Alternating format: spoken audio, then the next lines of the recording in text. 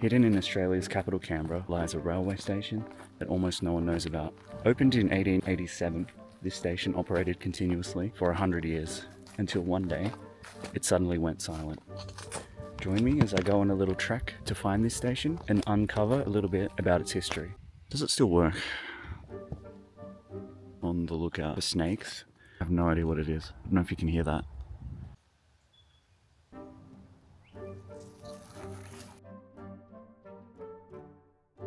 So I've just pulled off the side of a highway.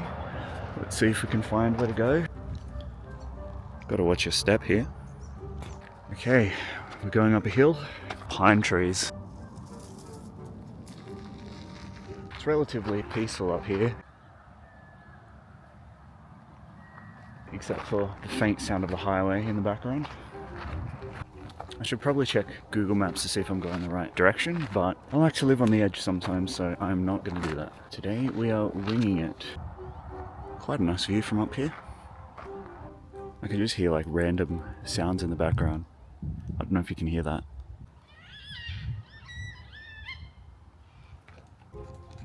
That's a big boy. Look at these things. They kind of look like cabbages. Okay, so we have reached a fork in the road, so I am going to have to actually check my map for once. Train tracks. There they are. Right, so we found the train tracks. Now I believe this is the direction to the old train station. Now it's totally quiet here, and I haven't come across anyone yet, which is kind of surprising because even though not many people know about this place, it's not like totally a secret. It's so quiet out here. Now I'm just going to be on the lookout for snakes. You never know, it is almost summer. Now the interesting thing about this train line is it's pretty much right directly on the border between the ACT and New South Wales. So here on the left side, it's the ACT. Here on the right side is New South Wales. Big weed.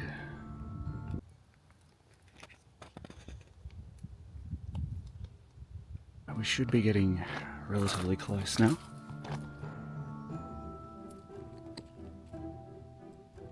I feel like I'm in Fallout or something. Some loud ass motorbikes in the distance.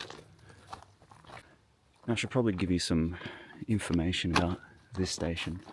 So, opened in 1887. Now you got to keep in mind that this was long before Australia was even a nation. So at that point it was still a bunch of British colonies. So it's like really old. It's even older than Canberra. So it's been here for a long time. And we have trees literally growing on the tracks. That's how long it's been abandoned for.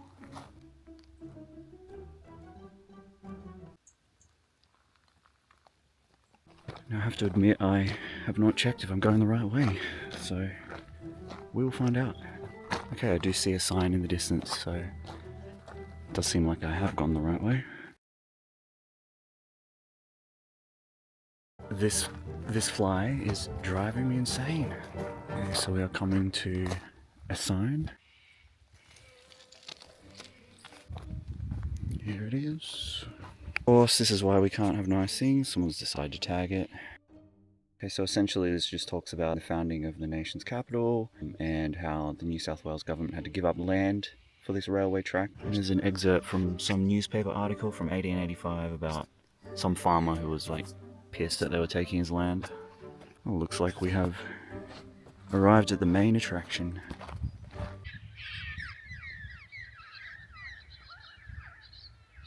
Here it is, the railway switch. So I suppose that this would have been used to change trains from one track to another. Correct me if I'm wrong, because I'm not like a big train nerd or anything. Does it still work? No, it does not move at all.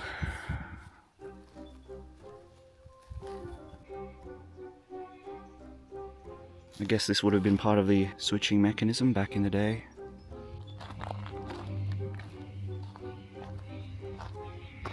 As I said, this side is the ACT, here is Canberra. Sorry, New South Wales. You do have to watch your step here. There's a massive fly who just won't leave me alone. It's so annoying. Yeah, no, I don't know how I feel about all this street art. It does give it a very abandoned feel, but like, it is a historical site. I mean, at least it's well done.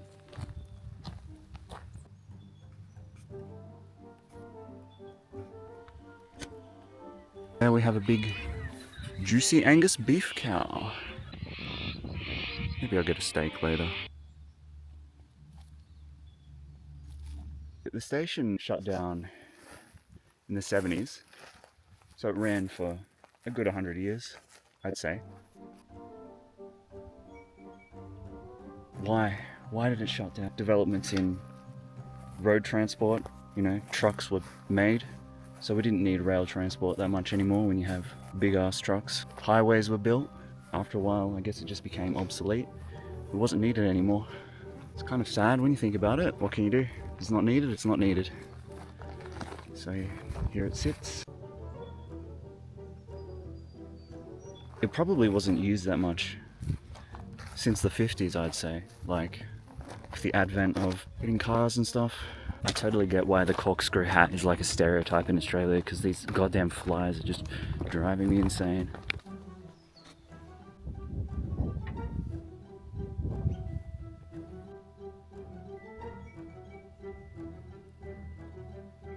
I believe this is where the platform would have been as well. So this station was mostly used to transport agricultural products from towns across here to maybe Sydney, even further. It would have connected the local farmers. Once they developed big ass trucks, they didn't need big ass trains anymore. Now, it's actually a sad story. In 1910, a railway worker was hit by a train. He was brought to a nearby hospital and he actually survived for about 2 hours. Sadly died after that. He lost both his legs apparently. There was also a big bushfire here in the 1950s and the local community got together and prevented the station from being destroyed. It's quite peaceful out here. And you have to remember that back in the late 1800s, agriculture was a big part of Australia's economy. I think it made up around 20% of the total, whereas today it's only about 3%. This train line does go quite a distance, but I'm not going to be walking it today, maybe in a future video. If you do come here, just make sure you have a way to get home, because no train will come pick you up.